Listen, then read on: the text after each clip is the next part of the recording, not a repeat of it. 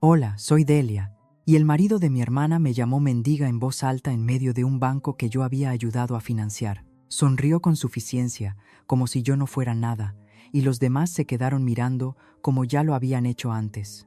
Borraron mi nombre de documentos, de chats de grupo, de fotos familiares, incluso del testamento de mi madre. Pero lo que más me dolió no fue que me dejaran de lado, fue darme cuenta de que lo habían planeado todo desde el principio. ¿Por qué tu propia familia llegaría tan lejos, solo para hacerte sentir como un fantasma? Llegué 15 minutos tarde. El aparcacoches no me reconoció y me preguntó 2 veces a quién venía a ver. Murmuré algo sobre una reserva a nombre de Whittaker, y me entregó un ticket, como si fuera una extraña colándose en la fiesta de otro. El restaurante era de cristal, latón y demasiadas sombras. El tipo de lugar que la gente elige para ser vista, no para comer. Apenas había entrado cuando el aire cambió. Se enfrió no por la temperatura, sino por el reconocimiento, o más bien por la falta de él. Nadie levantó la vista de sus mesas, nadie saludó con la mano, ni sonrisas. El maitre me miró como si comprobara si había un error. Pasé por delante del bar, buscando una cara conocida, y vi el comedor principal detrás de un arco con marco dorado. Allí estaban, los Whittaker, riendo, bebiendo vino, perfectamente posados como en un reportaje de revista. Mi hermana Sable estaba sentada cerca del centro, radiante con un vestido tubo azul marino. Su marido Lester a su lado, con esa sonrisa ensayada que llevaba como una armadura. Su hija, mi sobrina, se inclinó, susurrando algo con una sonrisa de suficiencia. Cuando me acerqué, esa sonrisa se convirtió en palabras. «Esa es ella», dijo la chica, sin molestarse en bajar la voz. «A la que mamá está ayudando como si fuera un caso de caridad». Me detuve en seco. Mis tacones resonaron con demasiada fuerza contra el suelo pulido. Sonreí instintivamente, de la misma manera que sonríes cuando alguien te pisa, pero eres demasiado educado para gritar. Nadie se volvió para saludarme, ni siquiera Sable. Me acerqué al camarero más cercano, tratando de mantener la voz baja y firme. «Hola. Creo que debería haber un sitio para mí en la mesa de los Whittaker». Dudó, miró hacia el fondo. Entonces apareció Lester. Se movía con determinación, no con gracia. El tipo de hombre que habla primero y piensa después. «Delia», dijo, con el tipo de tono que alguien reserva para el perro de un vecino que no para de ladrar. «No te esperaba». Confirmé mi asistencia, dije en voz baja. Se rió, no en voz alta, pero lo suficiente. «Quizás la próxima vez confirma con alguien que importe». Luego, más alto, al camarero, a los invitados, a toda la sala. Parecía que no servimos a mendigos. «Quizás debería probar en el albergue del centro». Siguieron las risas, apagadas, educadas, pero risas al fin y al cabo. No me inmuté, no lloré. Simplemente asentí y pasé junto a él como si hubiera estado de camino al baño todo el tiempo. Mi corazón latía con fuerza en mis oídos, pero mi rostro se mantuvo firme. Nadie me siguió. Llegué a un rincón tranquilo cerca de la parte de atrás, junto a una ventana que no daba a ninguna parte. Miré el cristal, viendo solo mi reflejo, demasiado arreglada para ser compadecida, demasiado invisible para ser bienvenida. Ya lo habían hecho antes, de formas más pequeñas. Las invitaciones que no llegaban, las fotos sin mí, los mensajes de grupo a los que nunca me añadían. Pero esto era diferente.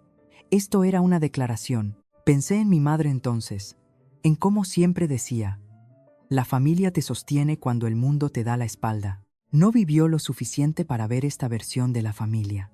O quizás sí, y prefirió mirar hacia otro lado. Permanecí inmóvil durante lo que parecieron años, el tiempo suficiente para oír brindis de los que no formé parte, para oler el pato asado que no me sirvieron, para sentir el peso de una piel ajena a sentarse en mis huesos como una segunda piel. Cuando finalmente me di la vuelta para irme, no monté una escena.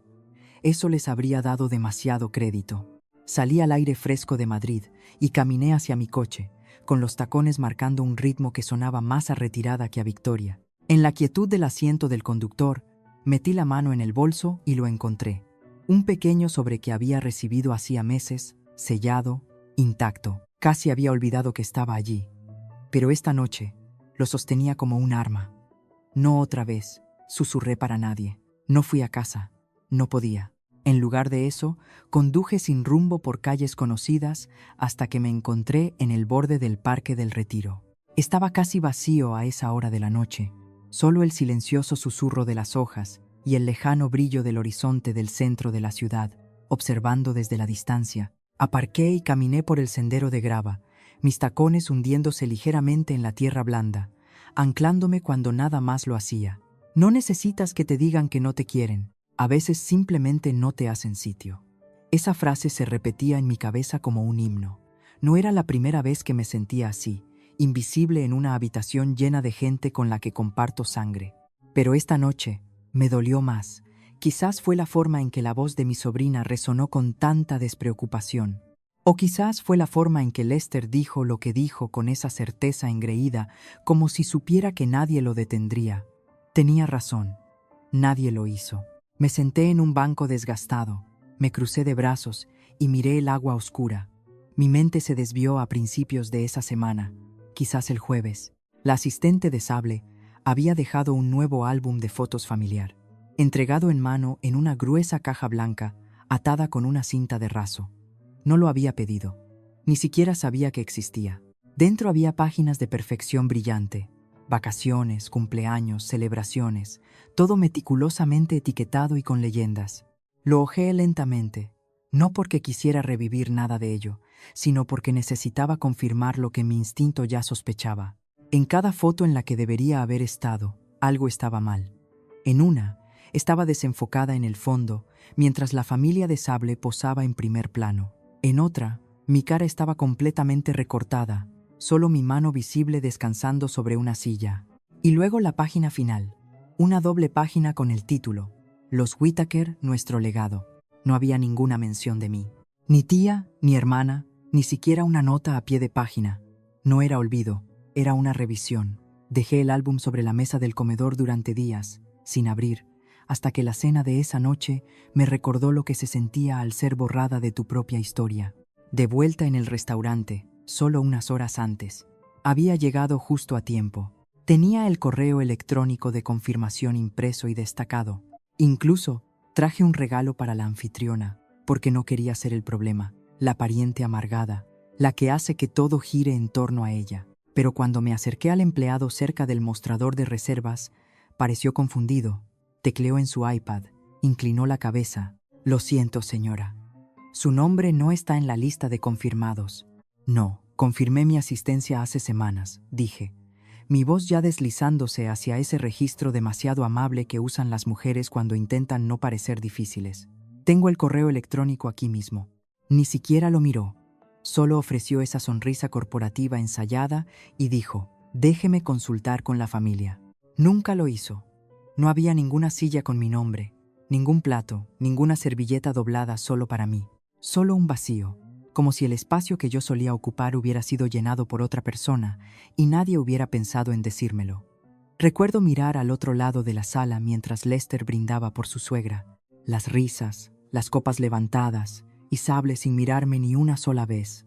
No me estaba ignorando. Estaba fingiendo que no existía.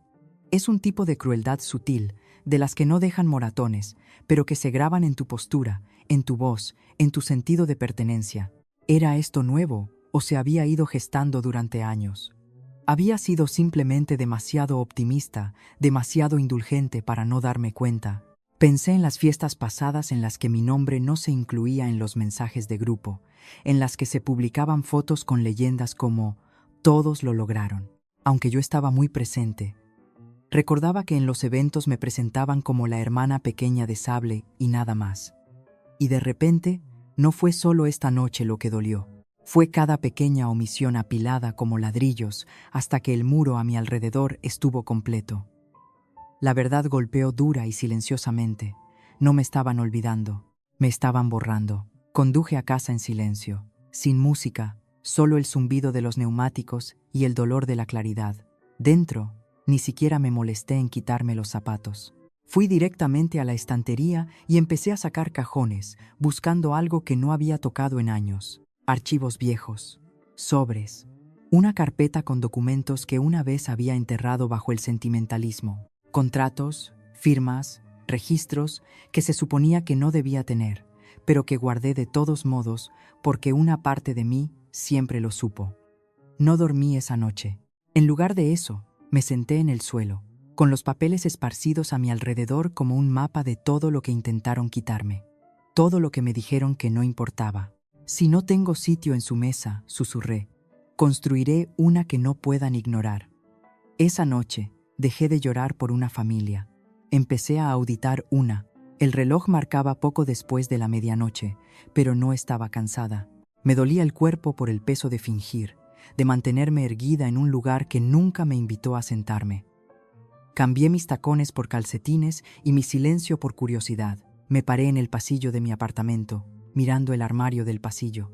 Estante superior, esquina derecha. Ahí es donde lo había enterrado. Dentro de una caja maltrecha con la etiqueta Impuestos 2009, encontré lo que buscaba, la carpeta verde. Era una de esas endebles que se compran en las papelerías, pero dentro había páginas que una vez lo habían significado todo. Los documentos originales del patrimonio de mi madre, escaneados, impresos, marcados con mi propia letra de la semana en que falleció. Me senté en el suelo y empecé a releerlo todo. El testamento original tenía una sección, la sección 4, que me dejaba una parte de la herencia familiar específicamente a mí. Mi nombre estaba escrito claramente, sin erratas. Delia Maynard, no una hermana, no una sobrina, no una vaga beneficiaria, solo yo. Pero algo andaba mal. Recordaba el funeral. El abogado que leyó el testamento revisado, la versión que leyó no incluía la sección 44. Y la firma de esta copia estaba fechada y legalizada semanas antes de que mi madre fuera hospitalizada. Pero en el funeral, la firma era de 3 días antes de su muerte. Me quedé mirando esa cronología, con el corazón palpitante, y una nueva inquietud se apoderó de mí. No era solo una omisión, era una edición. A las 2 de la madrugada, había sacado mi portátil y redactado un correo electrónico. No a Sable, no a Lester, sino a alguien que realmente importaba. Carla Greer, una asistente legal que solía trabajar para el abogado de mamá. Lo mantuve breve. Carla, ¿sabes si se hicieron revisiones al testamento de mi madre en los últimos 30 días antes de su fallecimiento? Le di a enviar antes de poder disuadirme. El sueño llegó en oleadas intermitentes, interrumpido por el sonido de mis propios pensamientos galopando en la oscuridad. Por la mañana, una respuesta me esperaba en mi bandeja de entrada. Delia, puede que quieras comprobar los registros de acceso. Algo se modificó de forma remota un sábado por la noche. Es todo lo que puedo decir. Lo leí 2 veces. Sábado por la noche. Cogí mi agenda. Sí, todavía uso una. Y retrocedí. Ese fin de semana en concreto, había estado en Toronto en un viaje de trabajo, sin cobertura de móvil durante 2 días porque estúpidamente había dejado desactivado mi plan de datos internacional. Ni siquiera sabía que a mamá la habían llevado al hospicio esa semana. Volví a casa para encontrarla ya enterrada, y durante ese mismo fin de semana, alguien había modificado el testamento. No tuve que adivinar quién. A la mañana siguiente, conduje hasta la casa de los Whittaker. Sable estaba fuera. Marbella, un retiro de bienestar del que había publicado algo unos días antes. Eso significaba que la empleada del hogar sería la única en casa, y todavía le caía bien. Marisa me dejó entrar sin decir una palabra. Le dije que venía a recoger unos libros que mamá me había prometido. No era mentira. Deambulé por los pasillos, fingiendo estar perdida en los recuerdos hasta que llegué a la pared de los retratos. La historia familiar estaba curada como un museo. Cada fotografía enmarcada en oro, perfectamente alineada. Los Whittaker a través de los años, decía una leyenda. Nuestros fundadores, leía otra. Pero en todas ellas, yo era un fantasma. En una foto de los años 90, estaba parcialmente detrás de Sable, mi pelo recortado. En una foto de Navidad, solo se veían 3 platos, aunque recuerdo claramente haber estado allí. En otra, Sable sostenía a un bebé, mi sobrina, y yo estaba a un lado, borrosa, apenas en el encuadre. Entonces lo vi. La pared del legado. 6 enormes retratos impresos en lienzo. Sable y Lester en el centro, abrazados, su hija, los padres de Lester y finalmente sus suegros. En ninguna parte estaba yo, ni siquiera en la leyenda. El núcleo del linaje Whittaker. Pasé los dedos por el borde de uno de los marcos. Estaba frío, afilado. No lloré, ni siquiera parpadeé. Me quedé allí el tiempo suficiente para que Marisa reapareciera con una sonrisa vacilante. ¿Encontraste lo que buscabas? Casi, dije. Solo estoy revisando los archivos. De vuelta a casa, abrí mi diario y escribí una sola frase. No me olvidaron, me borraron. Luego, al lado, escribí la fecha de la revisión del testamento y la rodeé 2 veces. Reescribieron la historia y yo se lo permití. Y entonces abrí la carpeta que juré que nunca usaría. Los papeles estaban rígidos por años de abandono. Los extendí sobre la mesa de la cocina bajo el brillo amarillo de la lámpara colgante. Cada documento era una miga de pan que me llevaba de vuelta a una versión de mi vida en la que todavía creía que la sangre significaba lealtad. Nombres, números, memorandos de poder notarial, términos legales que una vez leí con las gafas empañadas por las lágrimas cuando mi madre murió, sin entender lo que me quitarían antes de que pudiera siquiera llorar. Una fría resolución se instaló en algún lugar debajo de mis costillas. El tipo de claridad que no se obtiene del sueño, sino de darte cuenta de que ya has terminado de pedir las cosas por favor. Cogí el teléfono. No estaba segura de por qué llamé primero a tía Lorena. Quizás pensé que ella recordaría las cosas como se suponía que debían ser. Quizás necesitaba que una persona dijera, «Esto no está bien», respondió al segundo timbre. «Lorena, soy Delia». Una pausa. Oí que montaste una buena escena en la cena. No había dicho una palabra esa noche, pero lo dejé pasar. Solo tengo una pregunta. ¿Mencionó mamá alguna vez hacer cambios en su testamento, algo hacia el final? Suspiró larga y pesadamente. Delia se estaba muriendo. Lo que ella quería dejó de importar una vez que intervino el médico. Se me encogió el corazón. Eso no es lo que he preguntado. Tienes que dejar de hurgar en esto. Es vergonzoso. Apenas está fría en la tumba y ya estás persiguiendo el dinero. No estoy persiguiendo dinero, estoy persiguiendo la verdad. Suenas desagradecida. Esa palabra me dolió más de lo que esperaba. Desagradecida. Como si la gratitud fuera el precio del silencio. Como si no me hubiera pasado años mordiéndome la lengua cada vez que me hacían sentir como la obligación no deseada de la familia. Siento que te sientas así, dije, y colgué antes de que pudiera usar otro recuerdo como arma. Siguiente llamada. El bufete de abogados. Una recepcionista respondió con el tipo de alegría neutra que solo proviene de un guión. Di mi nombre. Pedí hablar con quienquiera que estuviera supervisando el patrimonio de mi madre. Lo siento, dijo después de una pausa. Se nos ha indicado que trabajemos únicamente a través del albacea. Sable, dije secamente. Sí, la señora Whittaker es nuestro contacto registrado. Soy heredera directa. Hubo una pausa, y luego, con una voz tan clínica como un bisturí frío. No en el documento final, señorita Maynard. No respondí. No colgué el teléfono de golpe. Simplemente terminé la llamada y me recosté en mi silla.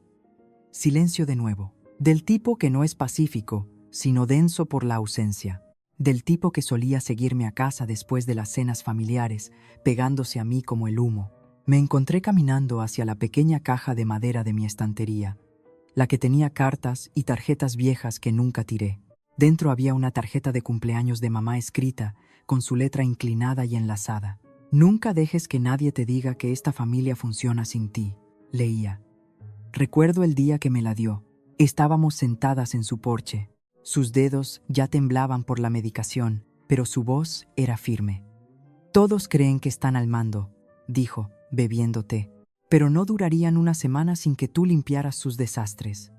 Me había reído entonces, reído porque pensé que era amor disfrazado de sarcasmo, pero ahora resonaba como una advertencia que no supe escuchar a tiempo. Esa noche, no lloré, no me enfurecí. Abrí una hoja de cálculo, extractos bancarios, títulos de propiedad, cuentas conjuntas, en las que una vez estuve autorizada, pero de las que fui misteriosamente eliminada. Cada dato era un clavo en el ataúd de su versión de los hechos. Llamé a mi banco. Transferí los ahorros a un fideicomiso bajo una nueva entidad. Concerté una reunión con un asesor financiero, con el que no había hablado desde antes de que mamá falleciera. Saqué la polvorienta carpeta marcada como Documentos Fiduciarios 2016. Si iban a fingir que no existía, me aseguraría de que la tierra sobre la que construyeron sus mentiras recordara exactamente quién era el dueño del suelo bajo ella. Me cerraron la puerta de la casa. Compraré el terreno sobre el que se levanta. Antes de irme a la cama, si se puede llamar a las 4:17 de la madrugada hora de acostarse, grabé un mensaje de voz. Calmada, serena, mortal, Sable.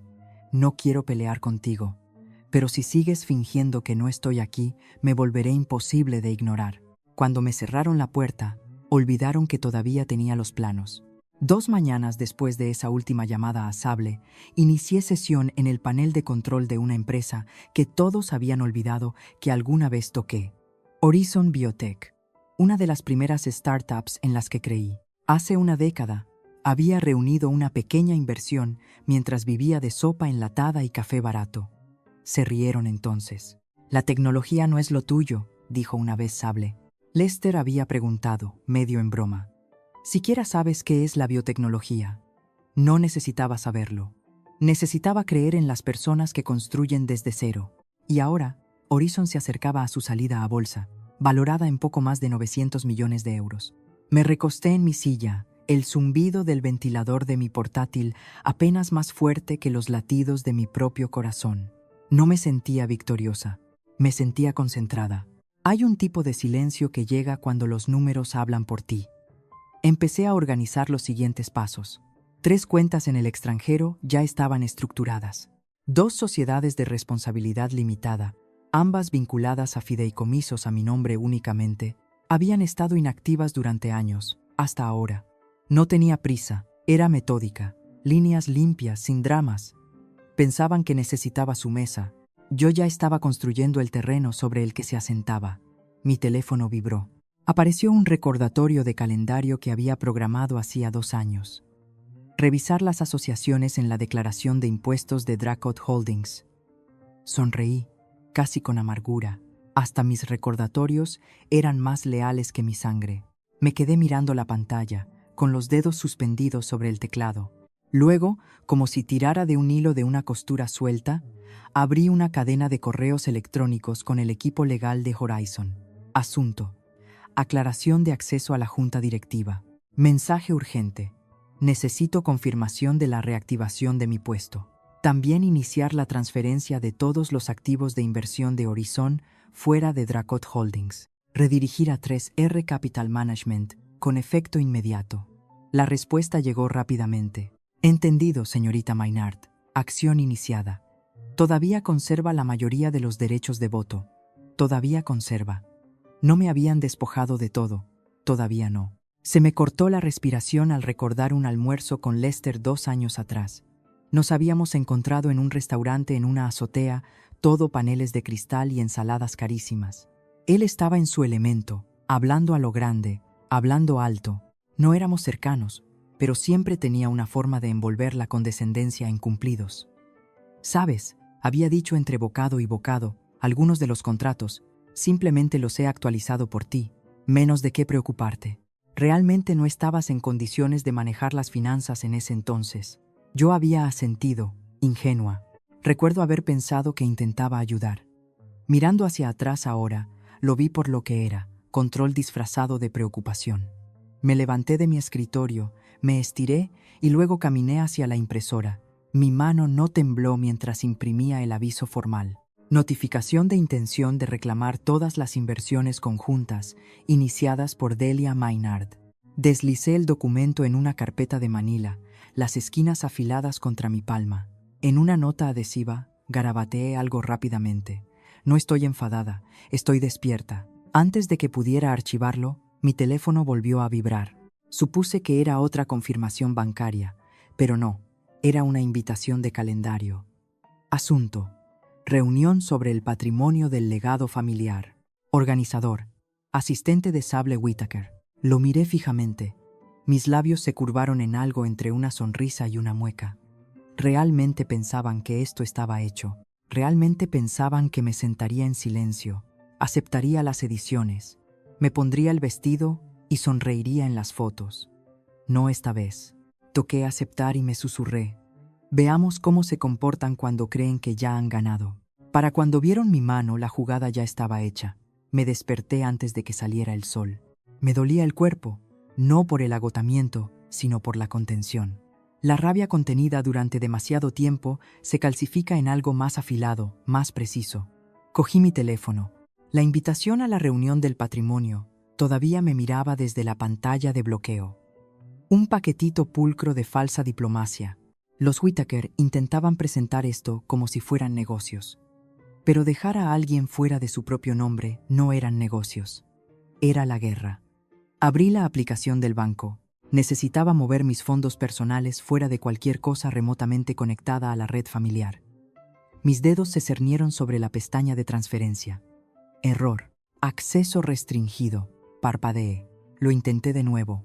El mismo mensaje. Acceso restringido. Actualicé. Nada cambió. Luego, revisé el fondo del legado conjunto, el que creó mamá antes de que el cáncer avanzara, al que yo había estado contribuyendo durante años. El mismo error. Toqué el botón de ayuda. Se abrió una ventana de chat. Alegre como siempre. Hola. ¿En qué podemos ayudarte? Escribí. ¿Por qué está restringido mi acceso a la cuenta que termina en 3497? La respuesta llegó 3 minutos después. Según las instrucciones del albacea del patrimonio, todas las modificaciones de la cuenta deben ser autorizadas a través del representante designado. ¿Sable? Por supuesto, era ella. No solo habían cerrado una puerta, habían sellado todas las ventanas, todos los conductos de ventilación, y luego sonreían mientras lo hacían. Salí de la aplicación. Por un momento, no sentí mis manos. Abrí el chat de grupo familiar, parte reflejo, parte costumbre. Necesitaba algo que me anclara, que me recordara que no estaba alucinando la traición. Había desaparecido. El hilo del chat que había existido desde el diagnóstico de mamá, donde compartíamos actualizaciones, notas del médico, fotos familiares, ya no estaba en mi pantalla. Busqué en los hilos archivados. Nada. Escribí un mensaje en la barra de búsqueda, sabiendo que no llegaría a ninguna parte. Sin resultados. No solo habían bloqueado mis cuentas, también me habían eliminado de las salas digitales, las de donde se tomaban decisiones, se intercambiaban bromas, se planeaban comidas. No estaba fuera del circuito. Me habían borrado de él. Me levanté, todavía en bata, y fui a mi despacho. No había ira en mi aliento, ni gritos. Abrí mi unidad segura y creé una nueva carpeta, Prep Alpha 1B. Dentro dejé capturas de pantalla, errores con marca de tiempo, la respuesta del chat, correos electrónicos, una copia de la cronología del testamento, mis notas del rechazo del abogado del patrimonio. Luego abrí un antiguo portal vinculado a empresas fantasma que había creado hacía 10 años, cuando tenía la visión suficiente y la desconfianza suficiente para prepararme para el futuro. Empecé a redirigir cuentas una tras otra a través de entidades en Delaware, Nevada y las Islas Vírgenes Británicas. Si querían borrarme, tendrían que pasar años desenredando el rastro de papel antes del almuerzo. Redacté una carta de cese y desistimiento. No desde la emoción, desde la precisión, a quien corresponda. Por la presente se le notifica que cualquier obstrucción continuada del acceso a activos, cuentas o comunicaciones bajo el nombre de Delia Maynard se considerará una violación directa del deber fiduciario y se enfrentará con un recurso legal inmediato. Todos los casos están siendo documentados. Esto no es una advertencia, es una declaración. La firmé digitalmente y la envié a la bandeja de entrada de Sable, con copia al equipo legal que una vez representó a mamá. Sin amenazas, sin dramatismos, solo un registro. Por la noche, estaba de vuelta en la mesa de la cocina bebiendo té frío cuando sonó el teléfono. Era un número desconocido. Casi no respondo, pero la curiosidad ganó. No había voz humana, solo una robótica, plana y mecánica. Sabemos lo que estás haciendo. Lo has convertido en algo personal. No dudé. Nací en esto, dije con calma. Vosotros lo convertisteis en algo personal el día que reescribisteis mi nombre. Y luego colgué. La sala en la que entré no era solo una reunión, era un escenario. Pero antes de llegar allí, antes de la sala de conferencias, los apretones de manos, la falsa civilidad, intentaron bajarme el telón por completo. Empezó con una filtración. Al menos así estaba etiquetada cuando llegó a mi bandeja de entrada, reenviada por alguien de Horizon que todavía tenía la decencia de sentirse incómodo. El documento parecía pulcro, sutil, como todas las cosas peligrosas. Informe interno, Dracot Holdings. Justo ahí, en negrita, estaba la primera línea. A la luz de las recientes tensiones en torno al patrimonio, deseamos expresar nuestra preocupación por la salud de la señorita Delia Maynard. Comportamientos recientes sugieren un patrón de inestabilidad emocional que requiere compasión, discreción y distancia. No me llamaron loca, me llamaron frágil. Me quedé mirando la pantalla, con la mandíbula tan apretada que me dolían los molares. Mi nombre estaba mal. Maynard en lugar de Maynard, no una, sino 3 veces en el documento. En términos oficiales, eso es solo un error tipográfico. Pero ya había visto ese truco antes. Cambia un nombre, y de repente tus registros no coinciden. De repente, tu autoridad, tu título, tu asiento en la mesa, todo en cuestión. Era quirúrgico, un borrador silencioso enmascarado como protocolo. Y luego vinieron las capturas de pantalla, mensajes privados de hilos familiares, no del chat de grupo del que ya me habían expulsado, sino de uno separado lleno de empatía de soslayo. Nunca ha estado del todo bien. Pobre Delia. Siempre le costó seguir el ritmo. Un mensaje del número de sable fue el que más dolió. Estoy haciendo lo mejor para ella. Alguien tiene que hacerlo. Llamé a Julia de Horizon. Había sido asesora de la Junta durante años y una de las pocas personas que solía tomarme en serio incluso cuando estaba callada en las reuniones. ¿Lo has visto?, pregunté. Una pausa. Sí, ¿lo crees? Otra pausa. No pensé que fuera cierto, pero tu hermana reenvió algo sobre un colapso nervioso. Confidencial. La línea se quedó en silencio. Colgué. No grité. No tiré nada. Abrí una ventana. Dejé entrar el aire y dejé que las mentiras se deslizaran sobre mí como la lluvia. No me estaban combatiendo con pruebas, me estaban combatiendo con susurros. El arma más eficaz no era la acusación, era la preocupación. Me estaban pintando no como volátil, sino como inestable, no como peligrosa, solo demasiado frágil para confiar. El tipo de narrativa que te hace parecer a la defensiva en el momento en que la niegas. No expliques, expón. Redacté una declaración, no de mi parte, sino del equipo legal de Horizon. La fundadora y visionaria financiera Delia Maynard permanece totalmente operativa, comprometida con su papel de liderazgo y actualmente revisando asuntos legales relacionados con holdings patrimoniales privados. Todas las estructuras internas permanecen intactas. Fue breve, frío, pero para quienes observaban de cerca fue suficiente. Al día siguiente, impulsé una silenciosa campaña propia, reafirmando contratos, reactivando registros de correo electrónico, restableciendo líneas de autoridad rastreables en bases de datos públicas. Todo lo que tenía, lo aseguré, y sin embargo, sabía que no sería suficiente para detener lo que ya estaba en marcha. Esa noche, mientras cerraba mi portátil y me recostaba en mi silla, apareció un correo electrónico, sin línea de asunto, sin nombre, solo texto. Buen intento, pero ya te están pintando fuera del cuadro de nuevo, esta vez más rápido. Lo leí 2 veces y luego respondí con una sola línea. Déjalos pintar. Estoy a punto de cambiar todo el lienzo. La sala en la que entré no era solo una reunión, era un escenario. Dracot Holdings no malgastaba dinero en modestia. Cristal del suelo al techo, paredes con paneles de nogal. Una mesa de juntas hecha a medida que probablemente costó más que la primera casa que alquilé. Todo en esa sala gritaba poder curado. Entré exactamente a las 9:58 a.m. Lo suficientemente temprano para señalar puntualidad, pero lo suficientemente tarde para obligar a todos a levantar la vista cuando las puertas se cerraron de golpe detrás de mí. Iba vestida de gris carbón, sin adornos, sin distracciones, el pelo recogido, sin joyas, salvo el reloj que mi madre me había dejado. Todos los asientos estaban ocupados. Lester estaba sentado a la cabeza, con los dedos entrelazados sobre la mesa, como un juez a punto de dictar sentencia. Sable, a su derecha, llevaba esa máscara perfectamente construida que usaba siempre que había cámaras presentes, aunque hoy no las había. Sin embargo, nadie me saludó, nadie se levantó, pero tampoco nadie me dijo que me fuera. Caminé hasta el otro extremo de la mesa, abrí mi portátil sin decir una palabra y me conecté a la pantalla de conferencias de la pared. La primera diapositiva apareció al instante. verificación de la cronología del patrimonio y registro de discrepancias. No hablé durante 10 segundos completos. Dejé que se sentaran en ello. Dejé que se preguntaran si estaba faroleando. Luego, con medida precisión, comencé.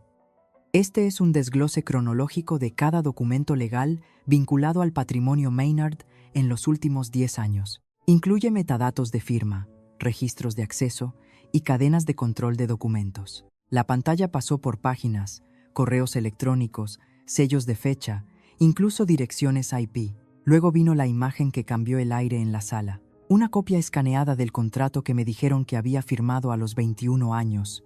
Una cláusula de poder notarial que le daba a Lester el control sobre ciertos activos financieros para su protección. Esta firma, dije con calma, se firmó un día que estaba en Milán dando una conferencia en una cumbre de investigación. Aquí está la tarjeta de embarque, la foto con marca de tiempo y la transcripción de la conferencia que di esa tarde. Silencio. Nadie se movió. Luego, la pantalla cambió de nuevo, esta vez a un panel de control. Horizon Biotech, mi inversión original. El fideicomiso conectado a él. El fondo que Sable y Lester asumieron que se había agotado o disuelto. Me gustaría mostrarles el estado de la cuenta fiduciaria 217A, dije. Se activó hace 10 años, controlada exclusivamente por mí. Hoy tiene 1,000 millones de euros en activos. Hice una pausa, un clic. Transferencia iniciada. La pantalla parpadeó una vez y luego mostró la confirmación. Transferido a 3R Capital Holdings. A mi nombre en su totalidad. Se podía sentir el oxígeno escapando de sus pulmones. Lester miraba como si no pudiera entender las matemáticas. Los ojos de Sable se desviaron hacia la ventana como si buscara una vía de escape. Esto no es lo que mamá pretendía, dijo finalmente, su voz más débil de lo habitual. La miré directamente. No, es exactamente para lo que se preparó. Simplemente pensaste que nunca me despertaría. Nadie discutió.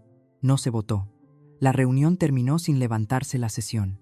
Uno por uno, se pusieron de pie y salieron en silencio, sin siquiera molestarse en llevarse sus blocs de notas. Me quedé atrás, recogí mis cosas, cerré el portátil lentamente, deliberadamente.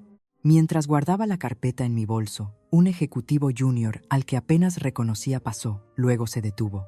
Miró la mesa y luego me deslizó algo. Una pequeña nota doblada en papel con membrete de la empresa. Están planeando algo, decía. Cuida tus espaldas. No me inmuté, no hice preguntas. Simplemente asentí una vez y me susurré. Déjalos. Acabo de dar la vuelta a la tortilla. Algunas verdades no necesitan ser dichas, solo necesitan ser vividas. El día después de la implosión en la sala de juntas, me quedé en casa, sin reuniones, sin llamadas telefónicas, solo yo, y un silencio tan espeso que parecía una segunda piel. No era paz, todavía no. Era el zumbido silencioso que llega después de que algo se rompe. Me senté en la sala de estar, acurrucada en el borde del sofá, con el café enfriándose intacto en mi mano. En la televisión, un presentador de noticias local sonreía durante un segmento sobre transiciones de liderazgo corporativo. Mi nombre nunca apareció, pero el de Sable sí. Whitaker renuncia a la junta directiva de Dracot Holdings. Citando un enfoque personal y de bienestar, leyó el presentador. Ninguna mención de firmas falsificadas, ningún reconocimiento de la transferencia de 1.000 millones de euros que acababa de sacudir los cimientos de la empresa, ningún reconocimiento de lo que realmente había sucedido en esa sala. Lo manipularon, por supuesto. Siempre lo hacían. Vistieron su retirada de seda y la llamaron estrategia. No esperaba aplausos, pero sí esperaba que la verdad tuviera más peso. Más tarde esa noche, me puse un vestido negro y tacones y asistí a una gala benéfica. Había confirmado mi asistencia semanas antes. Llegué a tiempo. Caminé por la alfombra roja con el mismo aplomo que había mostrado en los tribunales y en las recaudaciones de fondos. Sonreí, asentí, hice mi papel hasta que comenzó la ceremonia de reconocimiento. El presentador recitó nombres, contribuyentes, socios, familias de legado. Hubo una breve pausa antes de lo que debería haber sido el mío. Luego nada. Me saltaron. Una de las organizadoras, una mujer que conocía desde hacía años, me miró directamente y luego desvió la mirada, como si lo hubiera ensayado, como si le doliera más a ella de lo que me sorprendía a mí. Algunas cabezas se giraron, algunos ojos evitaron los míos. Me quedé quieta, aplaudiendo el siguiente nombre, como si no me hubiera dado cuenta, pero lo había hecho. No podían refutarme, pero aún así se negaban a decir que tenía razón. Ese fue su último movimiento. Si no podían silenciarme, me diluirían. Dejarían que el mundo creyera que yo simplemente estaba allí, presente, pero periférica. No me resistí. No escribí correos electrónicos furiosos. No cogí el micrófono y corregí el registro, porque el silencio no es rendición. A veces, el silencio es la prueba de una victoria demasiado grande para discutirla. De vuelta a casa, abrí mi portátil y encontré un mensaje de un miembro de la junta de Horizon. Solo quería que supieras que no todos votaron con ellos. Me quedé mirando el mensaje por un momento y luego lo cerré. Una semana después, Horizon superó una valoración de 1.200 millones de euros. Sin prensa, sin fanfarria, firmé el documento que me convertía en la accionista mayoritaria sola en mi apartamento, en chándal y sudadera, sin ceremonia, solo tinta sobre papel y una larga exhalación después. Después de eso, abrí el cajón de mi escritorio, saqué la placa de identificación de la gala, la que tenía mi nombre mal escrito de nuevo, señora mayor, como si fuera un marcador de posición para otra persona, como si el nombre correcto fuera todavía demasiado para que me lo dieran. Debajo, volví a colocar la nota escrita a mano de mi madre, la que me dejó hace años. La había leído tantas veces que conocía cada curva de su letra. Todavía no dirán mi nombre bien, murmuré en voz alta, pero nunca olvidarán quién fui. No todos los legados se heredan. Algunos se reescriben dolorosamente, con orgullo, personalmente. Era un viernes por la mañana cuando llegó el paquete, sin nombre en la etiqueta, solo mi dirección con una caligrafía familiar. Casi no lo abro. Pensé que era otro recordatorio silencioso de una familia que había hecho del silencio su lenguaje más practicado. Dentro había una única unidad USB, sin nota, solo una pegatina con la letra de mi madre, para ella sola. La conecté a mi portátil sin expectativas. Lo que se cargó fue un vídeo granulado grabado en su dormitorio, quizás semanas antes de morir. La iluminación era pobre, su voz débil, pero sus ojos se mantuvieron firmes. Delia, dijo lentamente, como si las sílabas mismas requirieran un esfuerzo. Sé que te han hecho sentir como una sombra, pero tú eres la luz que mantiene a esta familia real. No me di cuenta de que había dejado de respirar hasta que la pantalla se puso negra. Más tarde ese día, sonó el timbre. Era mi padrastro. No lo había visto en casi un año. Parecía mayor. O quizás simplemente no me había dado cuenta de lo cansado que siempre parecía cuando mamá todavía estaba viva. Sostenía un pequeño sobre, ligeramente amarillento, con el sello todavía intacto. Escribió esto la semana antes de perder la voz, dijo, evitando mis ojos. Se suponía que debía dártelo, pero no lo hice. Tenía miedo. No quería las peleas. Fui un cobarde. Me lo entregó y no hablé. No me moví. Solo asentí una vez y cerré la puerta detrás de él. Leí la carta sentada con las piernas cruzadas en el suelo, con la espalda contra la estantería. Era corta, amable, su voz en tinta. Dejé instrucciones para que tú lideres. Si escuchan, guíalos. Si no lo hacen, toma lo que es tuyo. Intentarán borrarte. Conozco a mis hijas, pero tú siempre fuiste la que sabía dónde se agrietaban los cimientos. No había metáforas, ni drama, solo verdad. No lloré, no me enfurecí. Doblé la carta, la coloqué junto al USB y llevé ambos a la pequeña caja de madera que guardaba en mi despacho. La abrí, los puse dentro y la cerré lentamente, no para esconderlos, para preservarlos. Prueba de que no había imaginado el calor, que el frío llegó después, que alguien una vez me había elegido. A la mañana siguiente, me desperté antes del amanecer. Me serví un café y observé cómo el sol se arrastraba por el horizonte como si no tuviera nada que demostrar. Pensé en todo lo que me quitaron. Mi lugar en la mesa, mi nombre en el archivo, mi voz en la sala. Robaron mi nombre en habitaciones llenas de ruido, susurré, pero ella me lo devolvió en un susurro. Alrededor del mediodía, me senté en mi escritorio para borrar correos electrónicos, en su mayoría rutinarios.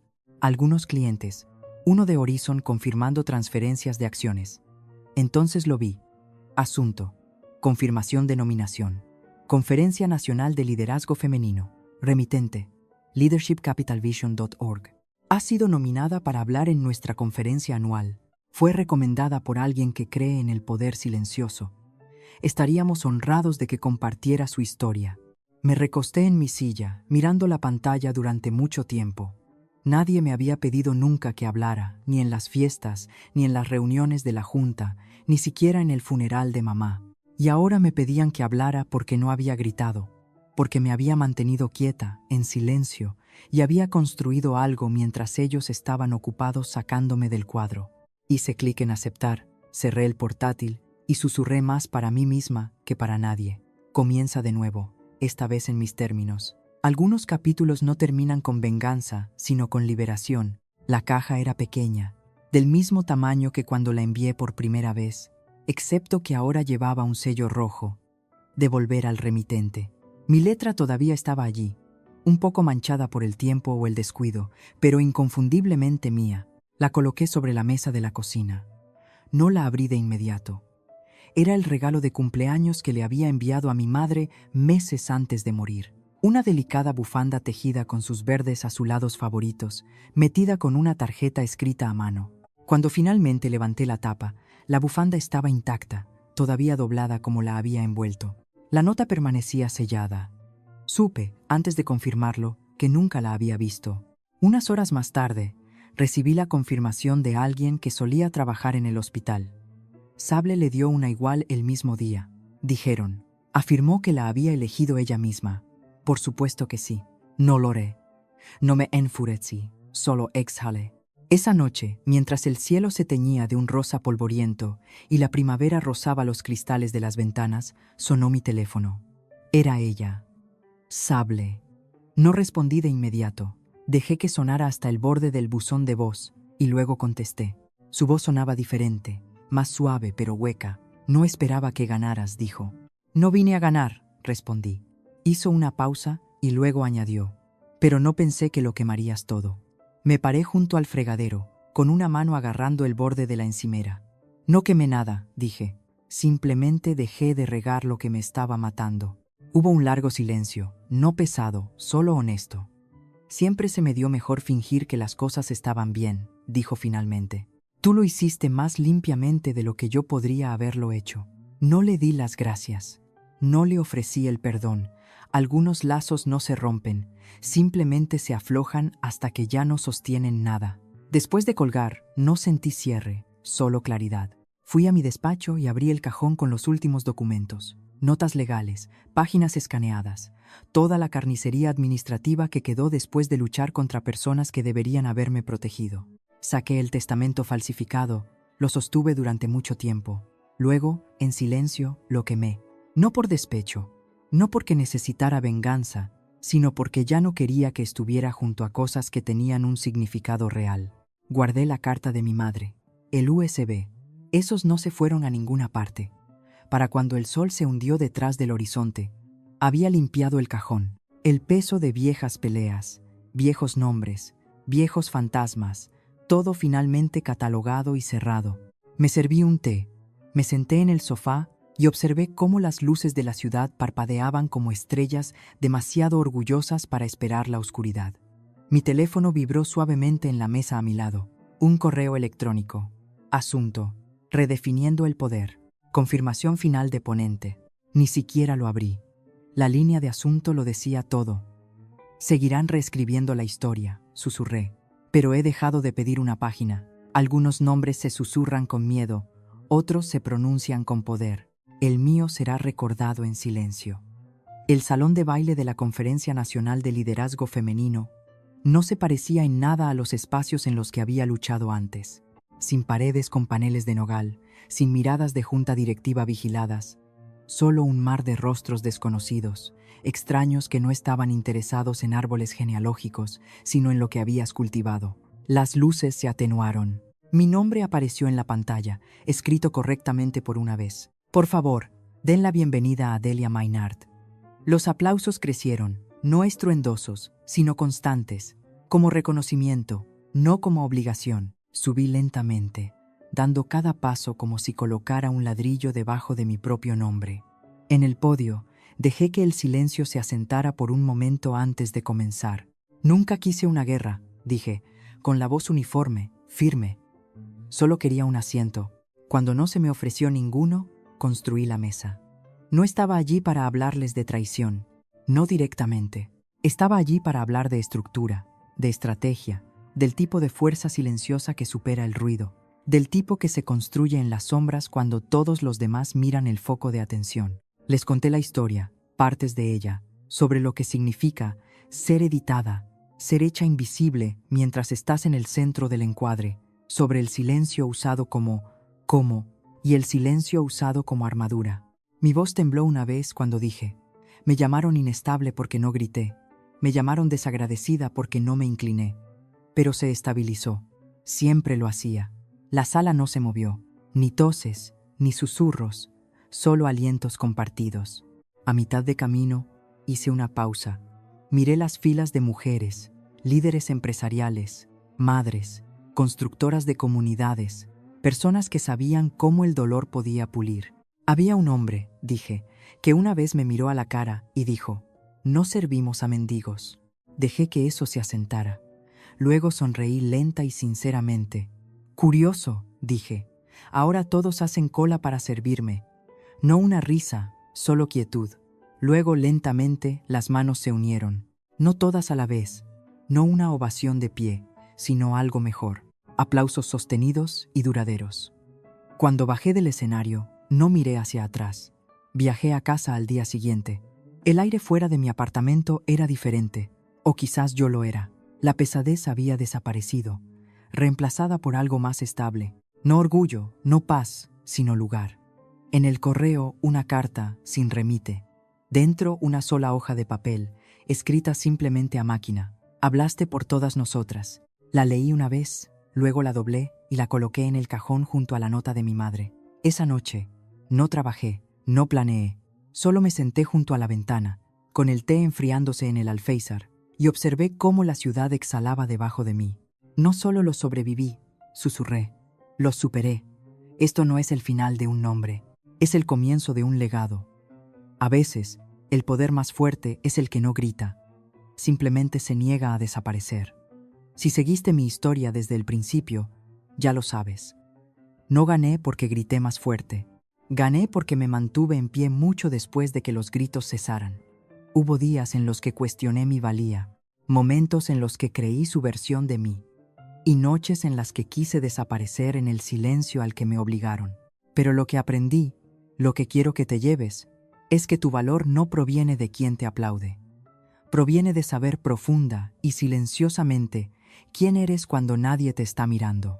A cualquiera que alguna vez haya sido borrado, pasado por alto o reescrito por el miedo o la ambición de otra persona, no estás solo.